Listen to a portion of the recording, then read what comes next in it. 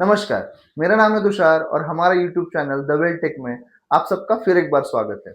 तो आज के वीडियो में हम डिस्कस करेंगे वेल्डिंग डिफेक्ट्स के बारे में। तो ये एक बहुत ही इंपॉर्टेंट टॉपिक है और फैब्रिकेशन और मैन्युफैक्चरिंग इंडस्ट्री में इसे बहुत ही गंभीर समस्या के रूप में देखा जाता है। तो इस वीडियो में हम देखेंगे कि कौन से वेल्डिंग डिफेक्ट होते हैं और वो कैसे आते हैं। तो इसके बारे में वेल्डर और इंजीनियर्स को भी जानकारी होना बहुत जरूरी है, जिससे वो ये डिफेक्ट्स अवॉइड कर सके। तो चलिए वीडियो को स्टार्ट करते हैं। तो वेल्डिंग डिफेक्ट में सबसे इंपॉर्टेंट और पहला डिफेक्ट होता है क्रैक। तो हम देखते हैं क्रैक कैसे डेवलप होता है।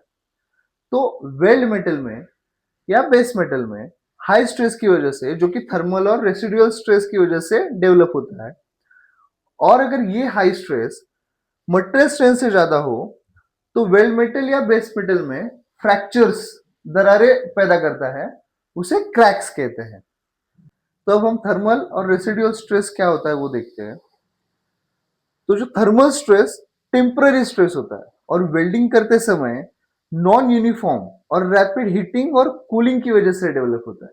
मतलब अगर आप वेल्डिंग कर रहे हो और मटेरियल मेल्ट हो रहा है तो वो एक्सपांड होता है, और वो जब सॉलिडिफाई होता है तब वो कॉन्ट्रैक्ट होता है। तो इसकी वजह से स्ट्रेस डेवलप होता है।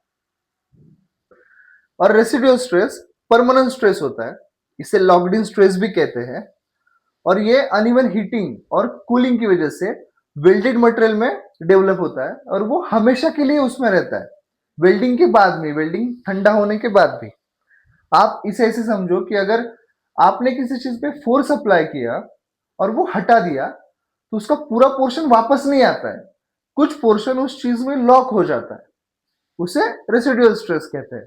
तो इन्हीं हाई स्ट्रेसेस की वजह से और कुछ और रीजंस की वजह से, जैसे कि मटेरियल इंप्यूरिटीज हो गया, या फिर वेल्ड जॉइंट में अगर हाइड्रोजन ट्रैप हो गया, या फिर पुअर जॉइंट डिजाइन, इनकी वजह से भी क्रैक डेवलप होते हैं। तो ये क्रैक्स के दो इंपॉर्टेंट टाइप्स होते हैं, एक होता है हॉट क्रैक और दूसरा होता है कोल्ड क्रैक। तो पहले हम हॉट क्रैक्स देखते हैं। तो हॉट क्रैक को सॉलिडिफिकेशन क्रैकिंग भी बोलते हैं, जो कि मोल्टन मटेरियल सॉलिडिफाई होते समय श्रिंकेज स्ट्रेस को बेयर नहीं कर पाता, इसलिए ये क्रैक्स आते हैं। तो हम इसके रीजंस देखते हैं कि हॉट क्रैक्स क्यों आते हैं।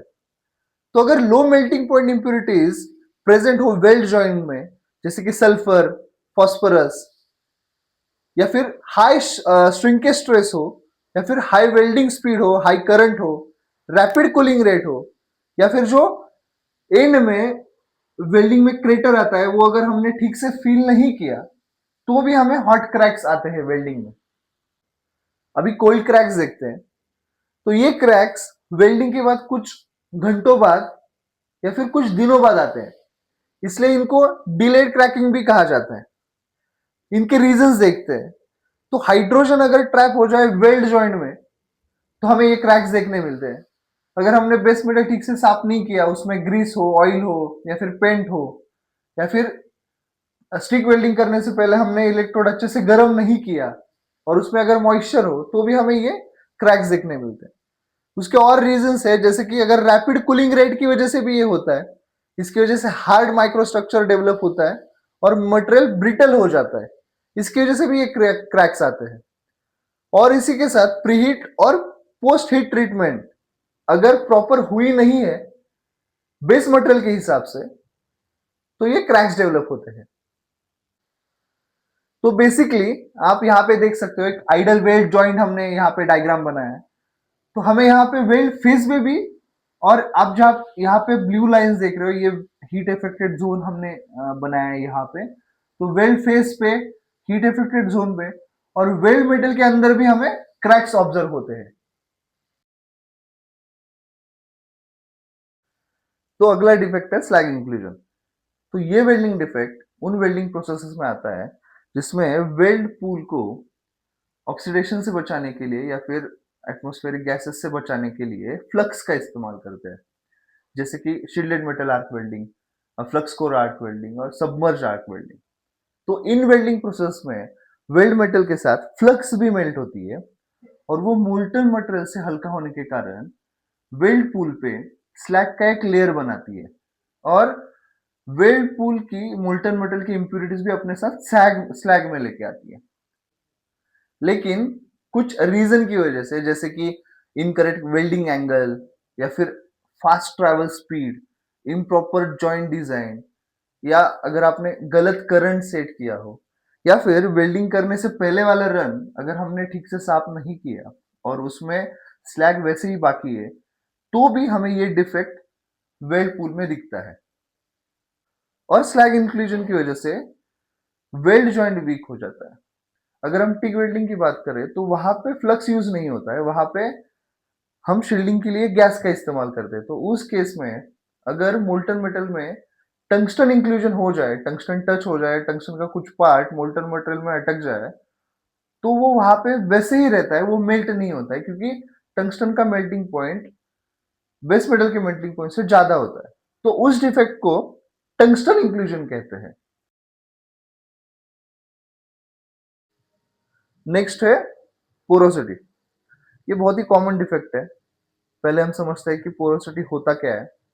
तो अगर वेल्डिंग करते समय मोल्टन मेटल में सॉलिडिफिकेशन के वक्त गैस ट्रैप हो जाए, तो उससे होल्स और कैविटी क्रिएट होती है वेल्ड पूल में, उसे पोरोसिटी कहते हैं।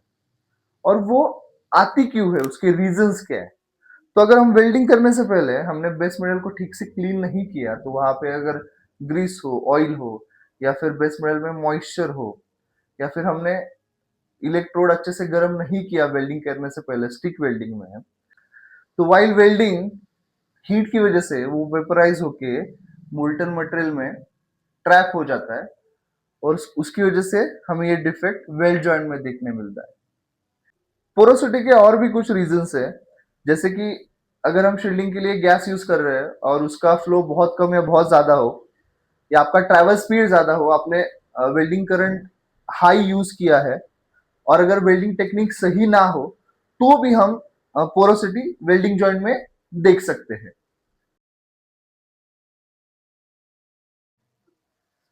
अगला डिफेक्ट है अंडरकट। तो आप यहाँ पे डायग्राम में देख सकते हो, ये वेल्डिंग का टो है, जिसे हम ग्रू का एज भी कह सकते हैं। ये टो होता है। अगर वेल्डिंग करते समय ये टो ग्रू की एज मेल्ट हो जाए, और अगर हम फिलर मेटल से उसको ठीक से फील नहीं कर पाए, तो वेल्डिंग के पैरेलल हमें एक डिफेक्ट दिखता है, उसे हम अंडरकट कहते हैं। तो अंडरकट कैसे आता है वो हम अभी देखते हैं। तो अगर इम्प्रॉपर वेल्डिंग पैरामीटर्स हो, जैसे कि एक्सेसिव करंट हो, तो उसकी वजह से हीट जनरेट ज्यादा होती है और वो एजेस मेल्ट कर देता है। और अगर ट्रैवल स्पीड हमारा ज्यादा हो, तो हम यहाँ पे फिलर मेटल अच्छे से फील नहीं कर पाते हैं। उसी के साथ अगर टॉर्च का एंगल गलत हो, या फिर ये ग्रू का साइज बड़ा है और यहाँ पे बड़े साइज के इलेक्ट्रोड की रिक्वायरमेंट है, और अगर हम स्मॉल साइज इलेक्ट्रोड यूज कर रहे हैं, तो भी हम यहाँ पे फील नहीं कर पाते हैं फिलर मेटल अच्छे से। उसकी भी वजह से हमें अंडरकट ऑब्जर्व होता है वेल्ड जॉइंट में।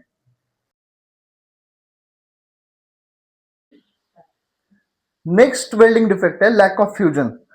तो लैक ऑफ फ्यूजन क्या होता है कि अगर फिलर मेटल बेस मेटल के साथ अच्छे से फ्यूज ना हो पाए, और वहां पे अगर कुछ अनबॉन्डेड एरियाज रह जाते हैं, उसको लैक ऑफ फ्यूजन कहते हैं, या उसे इनकम्प्लीट फ्यूजन भी कहते हैं। और अगर यहाँ पे रूट अच्छे से फ्यूज नहीं हो पाया, तो उसे लैक ऑफ पेनिट्रेशन भी कहते हैं। तो अभी हम देखते हैं कि ये डिफेक्ट वेल जॉइंट में क्यों आता है। तो अगर हीट इनपुट कम हो, इनसफिशियंट हो, तो फिर बेस मेटल और फिलर मेटल एक दूसरे के साथ ठीक से बॉन्ड नहीं हो पाते हैं।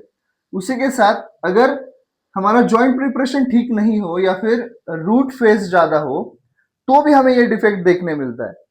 इसके कुछ और भी रीजंस है, जैसे कि अगर नैरो गैप हो, या फिर इनकरेक्ट टेक्निक्स हो, या फिर हमने अगर गलत साइज का इलेक्ट्रोड चूज किया, तो भी हमें lack of fusion weld joint में देखने मिलता है। अगला डिफेक्ट है स्पैटर्स।